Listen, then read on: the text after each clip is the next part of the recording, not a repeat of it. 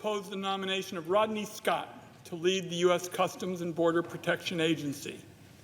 In my view, this is yet another appalling nomination from the Trump administration.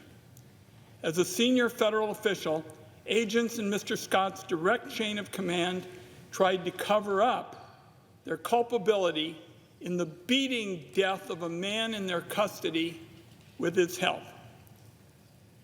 His record, in my view, is disqualifying for someone seeking one of the most important law enforcement posts in the nation.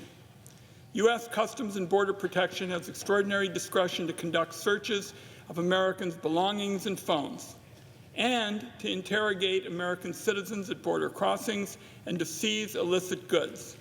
The agency has more than 60,000 employees. Leading this agency requires someone whose judgment and character are unquestioned. Mr. Scott does not meet the bar. In 2010, Mr. Scott led the San Diego sector of the Border Patrol, a position that included oversight of a unit that tampered with evidence after agents beat and tased Mr. Rojas while in their custody. He died of those injuries soon after. This unit taped over recordings of the incident and served an illegal subpoena on the hospital for the man's medical records, then refused to share them with local law enforcement. This is according to allegations filed with the Inter-American Human Rights Commission of the Organization of American States and by police investigators. The actions were so egregious, the Human Rights Commission concluded a few weeks ago that the U.S. government violated Mr. Rojas' family's right of access to justice. Mr. President, I would ask unanimous consent now to enter the Critical Incidents Team and DHS Inspector General's reports about the incident, first obtained by the Project on Government Oversight, into the record. Without objection.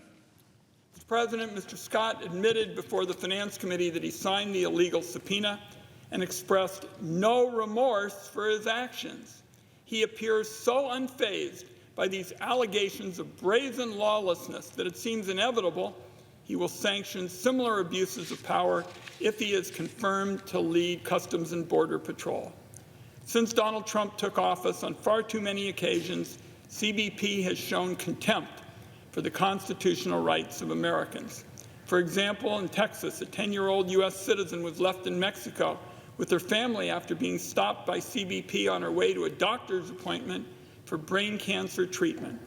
In Washington, CBP detained a family of 6, including a pregnant mother who was still breastfeeding her baby, a U.S. citizen.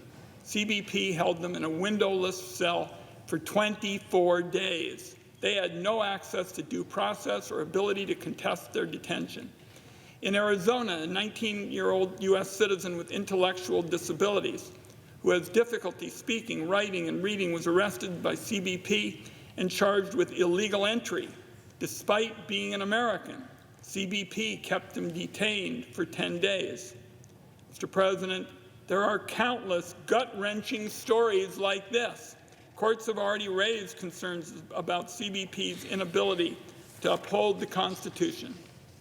Mr. President, I'm of the view that America needs strong enforcement at the border to protect our people against criminals and drug traffickers. But that does not have to come at the expense of violating Americans' constitutional rights. Our country does not need a border agency that indiscriminately violates the rights of Americans, or one that feels like it's above due process and above the law. That doesn't make our country safer. It only leads to corruption, more wrongful arrests, and more wrongful deaths.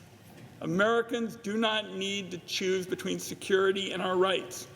We can have both, just as Ben Franklin said many years ago. I fear that confirming Mr. Scott will make our country less secure and less free. For that reason, I strongly oppose this nomination. I yield back.